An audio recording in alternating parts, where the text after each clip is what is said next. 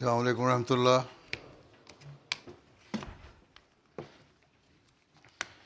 اشہد ان لا الہ الا اللہ وحدہ لا شریک لہ واشہد ان محمدا عبدہ ورسولہ. اما بعد فاعوذ باللہ من الشیطان الرجیم. بسم اللہ الرحمن الرحیم.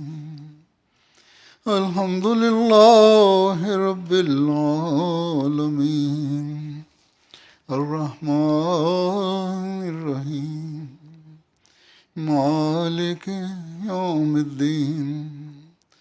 ایاک نعبد وایاک نستعین. اهدنا الصراط المستقیم صراط الذین انعمت علیہم غیر المغضوب علیہم ولا الضالین.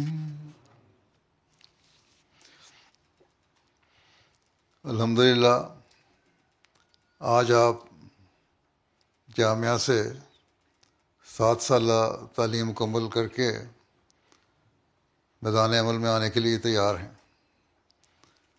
یو کے، جرمنی، کینیڈا، انڈونیشیا اور گھانا کے جامعات سے آپ لوگ اس سوچ کے ساتھ میدان عمل میں آ رہے ہیں کہ ہم نے تربیت کے کام بھی کرنے ہیں اور تبلیغ کے کام بھی کرنے ہیں.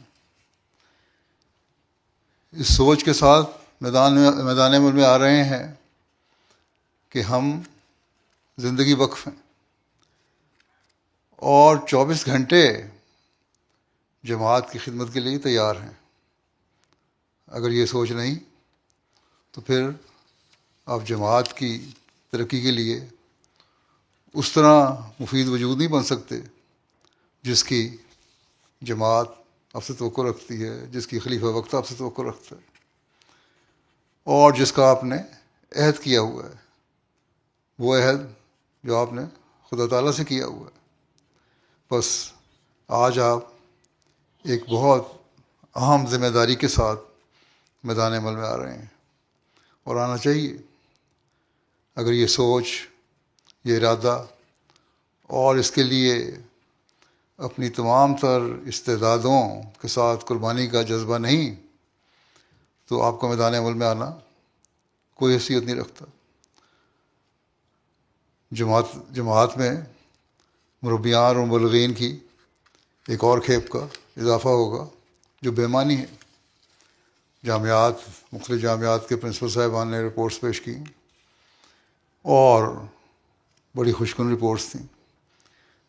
جو انہوں نے کوشش کرنی تھی جامعہ میں وہ کی، آپ کو کی علمی اور روحانی اور عملی ترقی کے لیے.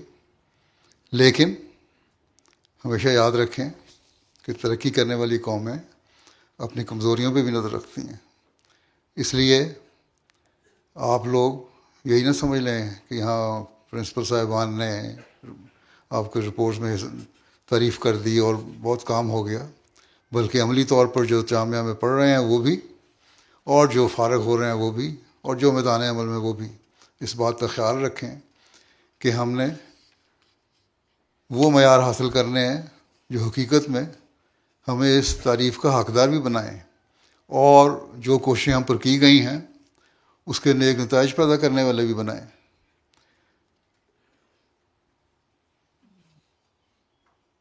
مختلف اوقات میں آپ لوگ گزشتہ کانوکیشنز میں نے دیکھا ہے کہ ڈائریاں نکال کے لکھ رہے ہوتے ہیں. آج بھی آپ ڈائری میں نوٹ لے رہے ہوں گے. لیکن اس لکھنے کا کیا فائدہ ہے اگر یہ تحریر ڈائریوں میں ہی بند ہو جانی ہے اور ان پر اس جوش و خروش سے تمام عمر عمل نہیں ہونا جس جوش و خروش کا آج آپ اس وقت لکھتے وقت اظہار کر رہے ہیں اور یہ جو جذبہ آپ اس وقت میں پیدا ہوا ہوگا. گزشتہ 15-20 سال سے جب سے مختلف ممالک میں جامعات شروع ہوئے ہیں، اگر ایک جذبے اور لگن سے کام کرنے کے نظارے نظر آتے تو ایک واضح تبدیلی ہمیں ہر جگہ نظر آنی چاہیے تھی، لیکن بہت کم ایسے ہیں جن میں یہ جذبہ ہے۔ بس آج میں آپ کو یہ بھی کہتا ہوں، اور اس موقع پر میدان عمل کے میں جو مربیان ہیں ان سے بھی کہتا ہوں کہ مستقل اپنا جائزہ لیتے رہیں کہ جس عظیم مقصد کے لیے آپ نے اپنے آپ کو پیش کیا ہے، کیا اس کے حصول کے لیے آپ نے اپنی تمام تر صلاحیتیں استعمال کی ہیں؟ اگر نہیں تو پھر یہ قابل فکر بات ہے، اگر کی ہیں تو الحمدللہ اس کو مزید بہتر کرنے کی کوشش کریں۔ دین کو دنیا پر مقدم کرنے کا عہد تو ہر احمدی کا عہد ہے، ہر ایک احمدی یہ عہد دہراتا ہے، اور آپ تو اس عہد کے سب سے اول مخاطب ہیں۔ آپ وہ لوگ ہیں جنہوں نے افراد جماعت کے سامنے ایک نمونہ بننا ہے۔ آپ وہ لوگ ہیں جن کو تربیتی اور تبلیغی میدان میں ایک ارتعاش پیدا کرنا ہے، اپنوں کی تربیت کرنی ہے اور غیروں تک اسلام کی تعلیم کی خوبصورتی کو پہنچانا ہے۔ اس کے لیے اپنے آپ میں ایک جوش پیدا کریں، اس کے لیے ان معیاروں کو حاصل کرنے کی کوشش کریں جو حضرت مسیح علیہ الصلوۃ والسلام اپنی جماعت کے افراد سے چاہتے ہیں۔ مربی کے معیار تو اس سے بہت اونچے ہونے چاہیے، تبھی آپ نمونہ بن سکتے ہیں۔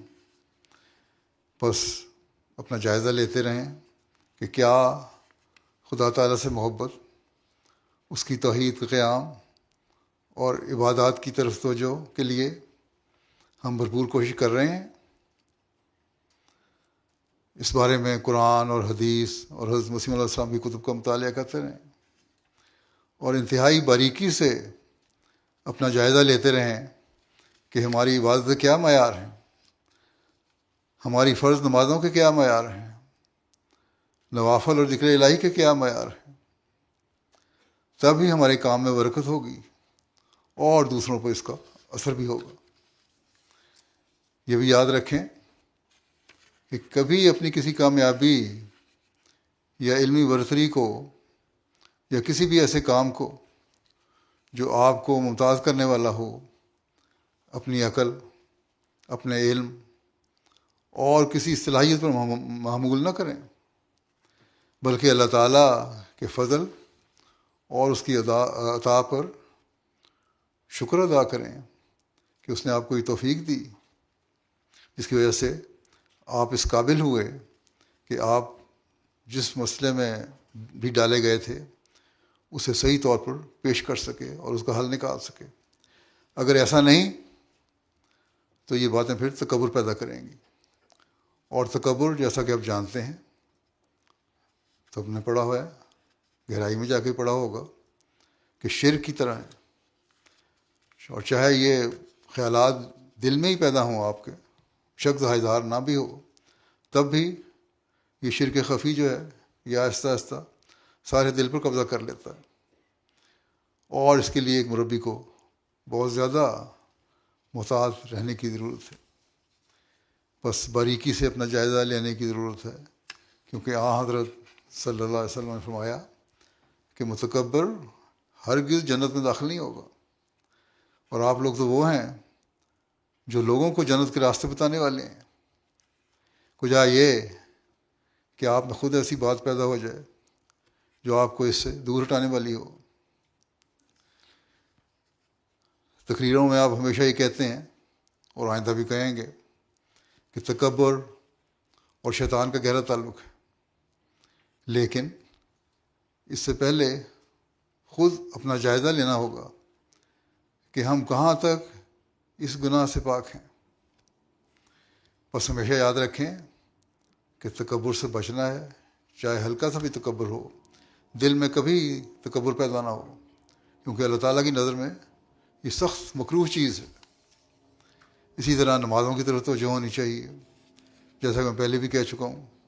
ہر مربی کا یہ کام ہے کہ وہ پانچوں وقت کی نماز بر وقت ادا کرے، اور جس سینٹر میں اسے مقرر کیا گیا ہے یا جس مسجد میں امامت دی گئی ہے وہاں پانچوں وقت نمازوں کے لیے مسجد کے دروازے کھلنے چاہیے، اور اذان دے کر مربی کو وہاں حاضر ہونا چاہیے۔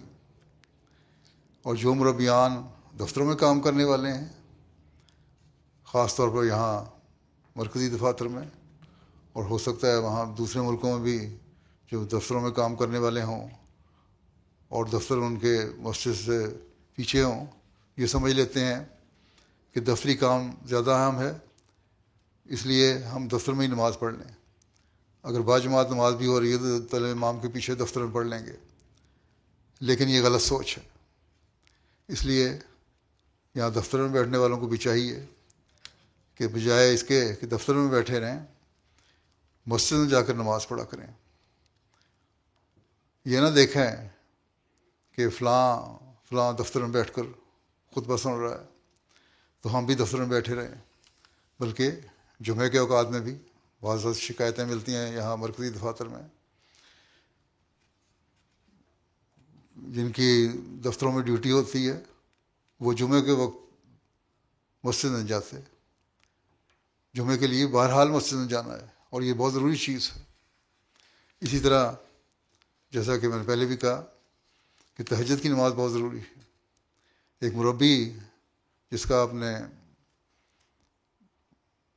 کام کی کامیابی میں کلی انحصار اللہ تعالیٰ ہی پر ہے اور اس کی اپنی کوئی کوشش نہیں، اسے تو نمازوں کی طرف بہت زیادہ توجہ دینے کی ضرورت ہے، اسے نوافل کی طرف بھی بہت زیادہ توجہ دینے کی ضرورت ہے۔ بس ہر ایک کو نوافل اور نماز تہجد کا خاص اہتمام کرنا چاہیے، اور اس کے علاوہ موقع ملے تو اس سے نوافل جو ہیں ان کو خاص طور پر بہت زیادہ کوشش سے ادا کرنے کی کوشش کریں۔ اسی طرح میں نے درود بھیجنے اور دعائیں کرنے کی تحریک کی تھی، لیکن میں نے دیکھا ہے کہ اکثر اس کی باقاعدگی نہیں کرتے، باقاعدگی سے اس پر عمل نہیں کرتے۔ جو اس وقت میدان عمل میں ہیں ان میں بھی باقاعدگی نہیں ہے، اور آپ جو جامعہ کے طلباء ہیں آپ میں بھی باقاعدگی نہیں ہے۔ اب یہاں بیٹھے آپ عہد کریں، بیٹھے ہیں تو آپ یہ عہد کریں کہ آپ نے باقاعدگی سے حضرت صلی اللہ علیہ وسلم پر درود بھیجنے پر خاص توجہ دینی ہے اور اس میں مداومت اختیار کرنی ہے۔ اسی طرح میں نے استغفار کرنے کا کہا تھا، اس میں بھی باقاعدگی اختیار کرنی چاہیے، اللہ تعالیٰ کی حمد بھی کرنی چاہیے۔ جب یہ چیزیں آپ میں پیدا ہوں گی تبھی آپ انہیں آگے جماعت کے افراد میں پہنچا سکیں گے اور انہیں پیدا کر سکیں گے۔ ان باتوں کا خاص طور پر خیال رکھیں۔ پھر قرآن کریم کا مطالعہ ہے جس کی طرف بہت توجہ دینے کی ضرورت ہے۔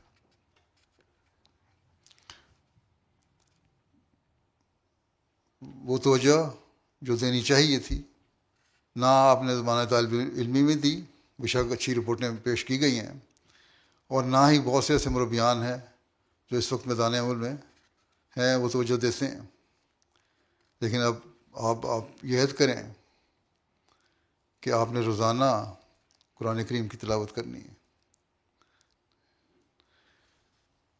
ایک مربی کے لیے ایک آدھ رکوع پڑھنا کوئی کمال نہیں، کم از کم آدھا پونا سپارہ تو ضرور پڑھنا چاہیے، اور اگر ایک سپارہ نہیں تو ایک سپارے کے قریب قریب پڑھنا چاہیے، اور پھر اس کے مطالعے پر غور کرنا چاہیے، اس کی تفسیر پڑھنی چاہیے۔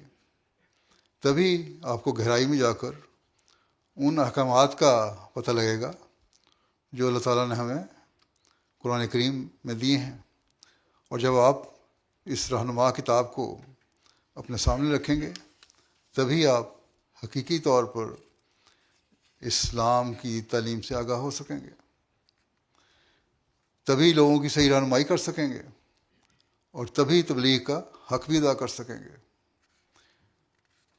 اس کی اہمیت کے پیش نظر حضرت مسیح موعود علیہ والسلام نے فرمایا تھا، اور آپ نے ہی پڑھا ہوگا، لیکن پڑھ کے بھول جانے سے کوئی فائدہ نہیں۔ آپ فرماتے ہیں کہ قرآن شریف کو مہجور کی طرح نہ چھوڑ دو کہ تمہاری اسی میں زندگی ہے۔ اب یقیناً ایک مربی سے یہ امید تو نہیں کی جاتی کہ وہ اسے مہجور کی طرح چھوڑ دے گا، لیکن یہ جو توجہ دینی چاہیے وہ اس طرح نہیں دی جاتی جو اس کا حق ہے۔ بس اس طرف بہت توجہ کی ضرورت ہے۔ بس اب فراغت کے بعد، فیلڈ میں جانے کے بعد اور میدان عمل میں جانے کے بعد آپ نے قرآن کریم کی تعلیم پر بہت زیادہ توجہ دینی ہے، اس پر غور کرنا ہے اور اس کی تفاسیر پڑھنی ہے تاکہ آپ کے علم میں زیادہ سے زیادہ اضافہ ہو، اور یہی اضافہ آپ کو پھر میدان عمل میں بھی کامیابیاں عطا کرے گا۔ اسی طرح حضرت مسیح علیہ السلام کی کتب کا مطالعہ ہے، یہ بھی بہت ضروری ہے۔ ایک مجلس میں یہاں لوگ ملنے آئے تھے مجھے، کینیڈا سے یا امریکہ سے، ایک مربی صاحب تھے۔ ان کی ایک بات سن کے مجھے حیرت ہوئی، مجھے پتہ نہیں تھا کہ مربی ہیں۔ جب میں نے ان سے پوچھا کہ آپ نے کتنی کتابیں حضرت مسیح علیہ السلام کی پڑھی ہیں، تو انہوں نے بتایا کہ 60 کتابیں پڑھ لیں۔ میں نے کہا بڑی اچھی بات ہے۔ میں نے پوچھا کرتے کیا ہیں آپ؟ تو پتہ لگا مربی ہیں۔ تو بہرحال بڑی اچھی بات ہے، مربی صاحب نے بھی اگر 60 کتابیں پڑھ لیں، لیکن ایک مربی کی حیثیت سے تو آپ لوگوں کو تمام کتب پڑھنے کی کوشش کرنی چاہیے اور پڑھنی چاہیے۔ بہرحال اس وقت یہاں بہت سارے مربیان ایسے ہیں جنہوں نے اگر پڑھی بھی ہیں تو چند کتابیں ہی پڑھی ہوں گی، اور وہ بھی پوری طرح یاد نہیں رہتی، کیونکہ جب ان سے کوئی حوالہ پوچھا جاتا ہے تو ان کے لیے حوالہ دینا مشکل ہو جاتا ہے۔ بس اس طرح بہت توجہ کی ضرورت ہے، کیونکہ اگر ہم یہ کریں گے تبھی ہم مربی ہونے کا حق ادا کر سکیں گے۔ پھر جماعت میں محبت اور بھائی چارے کی تلقین کرنا، یہ بھی بہت ضروری ہے۔ آپ میدان عمل میں جا رہے ہیں، ایسی چیزوں سے واسطہ پڑے گا آپ کو۔ ان تربیتی کاموں پر بھی آپ کو بہت محنت کرنے کی ضرورت ہے، لیکن اس پر محنت کرنے سے پہلے خود اپنا جائزہ لیں کہ کیا ہم میں یہ معیار ہے کہ ہم محبت اور بھائی چارے کو قائم رکھنے کے لیے ہر قربانی دینے کے لیے تیار ہوں، یا اپنی ذاتی انا، ذاتی خواہشات اور ذاتی مقاصد کی خاطر ان باتوں کو بھول جائیں۔ پھر یہ بھی جائزہ لیں کہ ہمارے اندر تقویٰ اور طہارت کس حد تک ہے۔ ایک مربی اور مبلغ کو تقویٰ کی باریکیوں کو تلاش کرنے کی کوشش کرنی چاہیے۔ اگر ایسا ہوگا تو تبھی آپ کو کامیابیاں ملیں گی۔ جیسا کہ حضرت مسیح علیہ السلام نے فرمایا ہے کہ تقویٰ اختیار کر کے ہی تم خدا تعالیٰ کی پناہ کے حصن حسین میں آ سکتے ہو۔ بس اللہ تعالیٰ کی پناہ کے اس محفوظ قلعے میں آنے کے لیے تقویٰ اختیار کرنا ہوگا، اور جب آپ اس محفوظ قلعے میں آ جائیں گے تو پھر آپ کا ہر قول اور فعل اللہ تعالیٰ کی رضا کے مطابق ہوگا، اور آپ کا ہر عمل وہ بہتر نتائج پیدا کرے گا جو آپ کو تربیت میں بھی کامیابیاں عطا کرے گا، اور تبلیغ کے میدان میں بھی آپ کو کامیابی عطا ہوگی۔ بس اس طرف خاص طور پر بہت توجہ دینے کی ضرورت ہے۔ جب تقویٰ ہوگا تو آپ کی اخلاقی حالت بھی بہتر ہوگی، اور جب اخلاقی حالت بہتر ہوگی تو آپ ان غلط قسم کے پروگراموں سے بچیں گے جو آج کل انٹرنیٹ یا ٹی وی پر آتے ہیں، اور جن کی طرف بعض دفعہ توجہ پیدا ہو جاتی ہے، مربیان بھی دیکھنے لگ جاتے ہیں۔ ایسے ناپسندیدہ پروگرام بعض دفعہ دیکھتے ہیں اور پھر دیکھتے چلے جاتے ہیں، جس کی وجہ سے پھر شکایات آتی ہیں ان کی بیوی بچوں کی طرف سے یا لوگوں کی طرف سے۔ اگر معلومات کی حد تک ایک دفعہ کو پروگرام دیکھ لیا تو اس سے یہ تو پتہ لگ جاتا ہے کہ اس میں کتنی گندگی اور غلاظت ہے.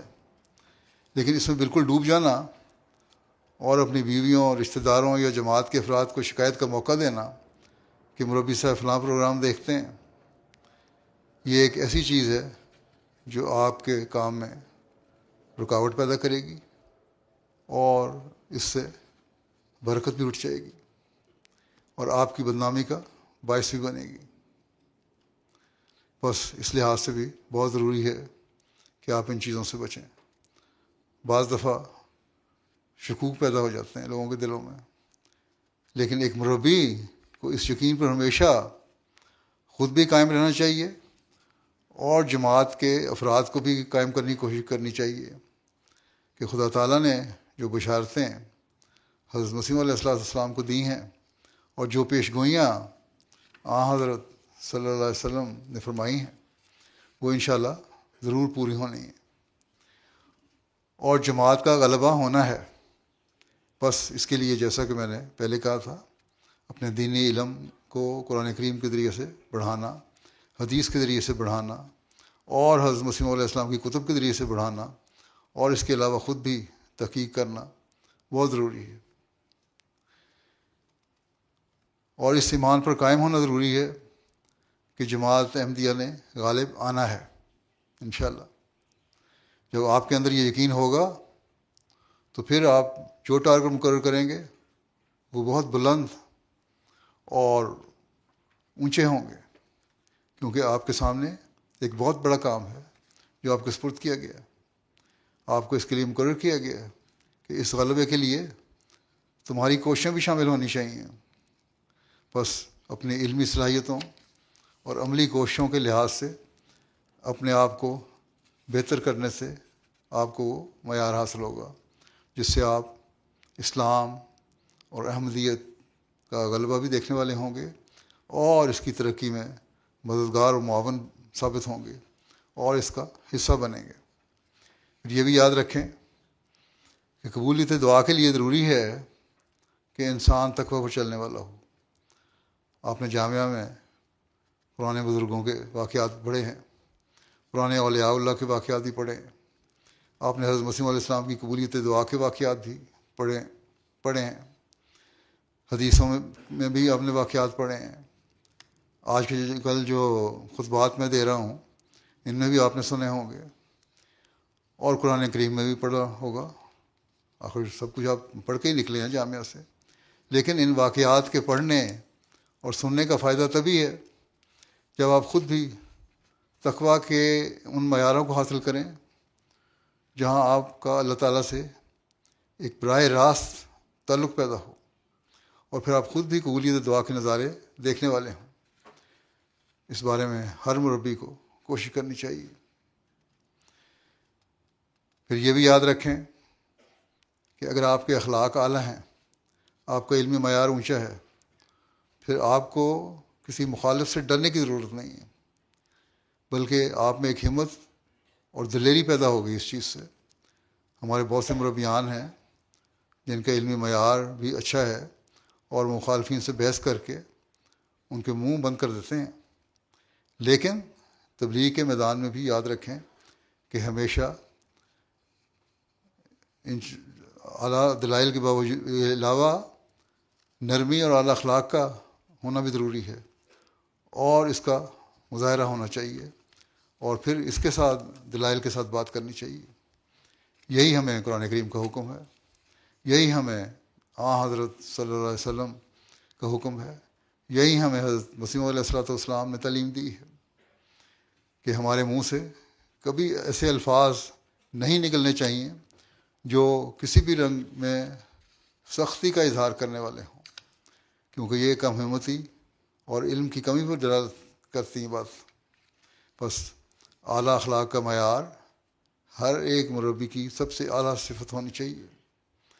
پھر یہ بھی یاد رکھیں اور حضرت مسیح علیہ السلام نے اس طرف بھی بار بار توجہ دلائی ہے کہ احمدیوں کو عملی نمونہ دکھانا چاہیے، جیسے پہلے بھی میں کہہ چکا ہوں، کیونکہ عملی نمونہ ہی ہے جس سے لوگوں میں توجہ پیدا ہوتی ہے. اور ایک مربی کے عملی نمونہ کا معیار بہت بلند ہونا چاہیے. گو یہ باتیں جو میں کر رہا ہوں ایک دوسرے سے ملتی جلتی ہیں اور نظر نہیں آتا ہے کہ بار بار دہرا رہا ہوں، لیکن ان کی بہت ضرورت ہے، اس پر خاص توجہ کی ضرورت ہے، کیونکہ عملی نمونہ ایک انقلاب اور لوگوں میں تبدیلیاں پیدا کرنے کا ذریعہ بن سکتا ہے۔ آج کل جو میں خطبات دے رہا ہوں ان میں بھی میں نے حضرت مسیح علیہ السلام کا ایک اقتباس سنایا تھا کہ حضرت صلی اللہ علیہ وسلم کے عملی نمونہ کی وجہ سے ہی لوگ آپ سے متاثر ہوئے تھے جو آپ کے قریب رہنے والے تھے، بلکہ یہی وہ عملی نمونہ تھا جس کی وجہ سے ان لوگوں کے دلوں پر ایک خاص اثر ہوا، آپ کی سچائی ان پر ظاہر ہوئی اور انہوں نے اس سچائی کو دیکھ کر آپ کو قبول کیا۔ بس ایک مربی میں سچائی کے بھی اعلیٰ ترین معیار ہونے چاہیے تاکہ کبھی یہ شکوہ نہ ہو کہ اس نے غلط طور پر گواہی دی یا غلط طور پر ہم سے بات کی۔ بعض دفعہ شکایتیں آ جاتی ہیں، بعض دفعہ میدان عمل میں آنے والوں کی شکایت ہوتی ہے کہ مربی صاحب نے فلاں کی حمایت کر دی۔ اگر تقویٰ پر چلتے ہوئے حمایت کی ہے تو اللہ تعالیٰ کو اس کا علم ہے، اور اگر کسی غلط تعلق کی وجہ سے، کسی ذاتی تعلق کی وجہ سے حمایت کی ہے تو وہ غلط ہے اور اس کی اصلاح ہونی چاہیے۔ آپ لوگوں کو بھی اپنی عملی زندگی میں اس بات کا ہمیشہ خیال رکھنا چاہیے۔ اسی طرح یہ بھی یاد رکھیں کہ آپ لوگ تقریروں میں تو حضرت مسیح علیہ السلام کے اقتباسات کا حوالہ دیتے ہیں کہ اپنے اندر صحابہ کے ساتھ جوش پیدا کرو اور اسلام کے لیے وہ حمیت اور غیرت پیدا کرو، اور اگر یہ نہیں کرو گے تو اس وقت تک تم اپنے آپ کو ایسا نہ سمجھو کہ ہم دنیا کی اصلاح کر سکتے ہیں یا دنیا کے لیے مفید وجود بن سکتے ہیں۔ یہ توقع تو حضرت مسیح علیہ السلام نے ایک عام احمدی سے رکھی ہے کہ تم بھی ایسے بنو، لیکن ایک مربی کو تو اس طرح خاص طور پر توجہ دینے کی ضرورت ہے کہ اسے ایک جوش پیدا کرنا پڑے گا، جیسا کہ میں نے شروع میں کہا تھا۔ اگر یہ جوش ہر ایک میں پیدا ہوتا تو اب تک 15-20 سال سے جتنی بھی کھیپیں نکلی ہیں ایک انقلاب پیدا ہو سکتا تھا، لیکن وہ جوش ہمیں نظر نہیں آتا۔ بس ہر مربی کو ایک جوش پیدا کرنا پڑے گا، اور وہ جوش اسی وقت ہوگا جب خدا تعالیٰ سے ایک خاص تعلق پیدا ہوگا۔ اس لیے بنیادی چیز پھر وہیں آ کر ختم ہوتی ہے کہ اللہ تعالیٰ سے خاص تعلق پیدا کریں، دنیاوی چیزوں کو بھول جائیں، آپ کے دلوں میں اسلام کی خاطر غیرت ہو۔ جب تک یہ چیز پیدا نہیں ہوتی اس وقت تک یہ نہ سمجھیں کہ آپ کو اپنی ہلکی پھلکی کوششوں سے کامیابیاں مل سکتی ہیں، کیونکہ پھر کامیابیاں نہیں مل سکتی۔ بس یہ چند باتیں ہیں جو آپ سے میں کرنا چاہتا ہوں، ان کو ہمیشہ یاد رکھیں۔ خدا تعالیٰ کی عبادت، قرآن کریم کے علم اور اس کی تلاوت میں اضافہ، حضرت مسیح علیہ السلام کی کتب پڑھنے کی طرف توجہ، خلفاء کے ساتھ تعلق اور ان کے خطبات سننے کی طرف توجہ، اور ان کے پیغام کو آگے پہنچانے کی طرف توجہ بہت ضروری ہے، کیونکہ آپ خلیفہ وقت کے نمائندے بھی ہیں، اور خلیفہ وقت کی نمائندگی کا حق ادا کرنا ہے۔ اس کے لیے ضروری ہے کہ آپ خطبات بھی سنیں اور اس پیغام کو آگے پہنچائیں۔ ان خطبات میں بعض دفعہ تاریخی اور بعض دفعہ سیرت کی باتیں بیان آج کل میں کر رہا ہوں، تو آپ نے ان میں سے ہی نکات نکال کر آگے جماعتوں تک پہنچانے ہیں، اور اسی سے مزید تربیتی پہلو بھی نکالنے ہیں۔ بعض کامیاب مربیان اور مبلغین ان میں سے نکات نکالتے ہیں اور پھر آگے جماعت تک پہنچاتے ہیں، جس کا جماعت کو فائدہ بھی ہوتا ہے۔ پھر جماعت میں محبت اور اخوت پیدا کرنے کے لیے خاص کوشش کریں۔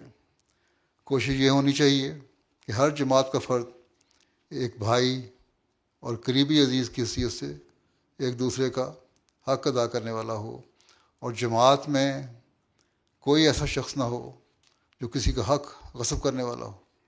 اگر مربیان یہ باتیں سامنے رکھیں اور وقتاً فوقتاً اس کی تلقین کرتے رہیں اور لوگوں میں یہ احساس دلائیں کہ مسلمان آپس میں بھائی بھائی ہیں اور ہم نے ایک ہو کر رہنا ہے، جو جماعت کی ترقی کے لیے بھی ضروری ہے، تو پھر ان شاء اللہ تعالیٰ جماعت کے اندر تربیت کا معیار بہت اونچا ہوگا، اور بہت سے ایسے جھگڑے جو آج کل بڑھنے شروع ہو گئے ہیں وہ بھی ختم ہو جائیں گے۔ میدان عمل میں جا کر آپ کو بہت سی چیزوں کا سامنا کرنا پڑے گا، اس لیے ذہنی طور پر تیار رہیں کہ آپ کو ان مسائل سے گزرنا ہوگا، اور ان کے حل کے لیے آپ نے کیا لائے عمل بنانا ہے اس کی طرف بھی توجہ دینی ہوگی۔ 7 سال کی تربیت میں آپ کو بنیادی طور پر یہ عادت ڈال دی گئی ہے کہ آپ قرآن پڑھیں اور اس پر غور کریں۔ یہ عادت ڈالنے کی کوشش کی گئی ہے، حدیث پڑھیں اور اس پر غور کریں، کلام پڑھیں اور اس پر غور کریں، اور اسی طرح خطبات بھی سنیں اور ان پر غور کریں۔ اس کے علاوہ اپنی دینی اور دنیاوی علم میں کو بھی بڑھائیں۔ یہ صلاحیت بھی آپ میں ہونی چاہیے، تاکہ کسی موقع پر اگر آپ کو دنیا داروں کے سامنے اسلام کی برتری ثابت کرنی ہو تو وہاں آپ کو تاریخ اور موجودہ حالات کا بھی علم ہو، تاکہ آپ ثابت کر سکیں کہ اسلام کی تعلیم کی طرف توجہ دینا ہی ان مسائل کا اصل حل ہے جن میں آج تم لوگ گرفتار ہو۔ اس لیے اس سے پھر آپ کے لیے نئے نئے تبلیغ کے راستے کھلیں گے۔ اسی طرح بعض مخالفین اور معاندین جو حضرت مسیح علیہ السلام کے خلاف اعتراض کرتے ہیں، ان کے جوابات بھی آپ کو تیار رکھنے چاہیے۔ گویا آپ نے ہر میدان میں آگے بڑھنے کی کوشش کرنی ہے، تربیت کے میدان میں بھی اور تبلیغ کے میدان میں بھی۔ آپ نے تربیت کے پہلوؤں کو بھی سامنے رکھنا ہے اور تبلیغ کے میدان کے مختلف پہلوؤں کو بھی سامنے رکھنا ہے۔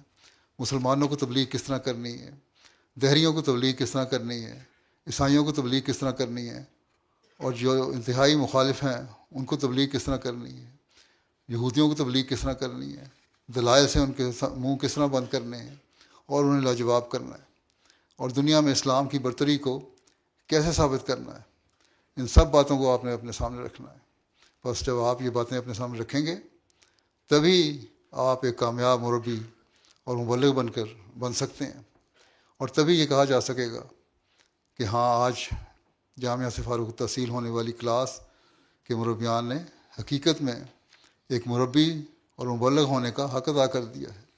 اور جیسا کہ میں نے شروع میں کہا تھا، پھر میں کہتا ہوں کہ اس کے لیے ضروری ہے کہ اپنی زندگی میں اللہ تعالیٰ سے قریبی تعلق پیدا کرنے کو ایک خاص امتیاز بنائیں، اور اس کے لیے تہجد کی طرف بھی خاص توجہ کریں، تاکہ اللہ تعالیٰ آپ کی دعائیں بھی سنیں اور ان دعاؤں کے نتیجے میں آپ کو کامیابیاں بھی عطا فرمائے۔ جب آپ یہ چیزیں حاصل کر لیں گے تو انشاءاللہ تعالیٰ ہم کہہ سکیں گے کہ آج جامعہ سے پاس ہونے والے یہ طلباء حقیقت میں وہ مربی اور مبلغ بن کر نکل رہے ہیں جو جماعت کے لیے ایک قیمتی سرمایہ ہیں اور کارآمد وجود ہیں۔ اللہ تعالیٰ آپ سب کو اس کی توفیق عطا فرمائے۔ دعا کر لیں۔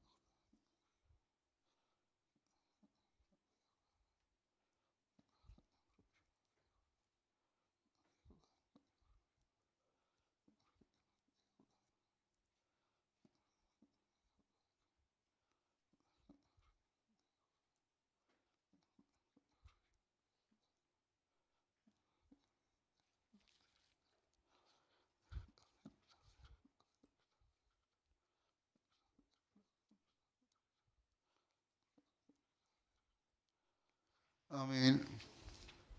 السلام علیکم۔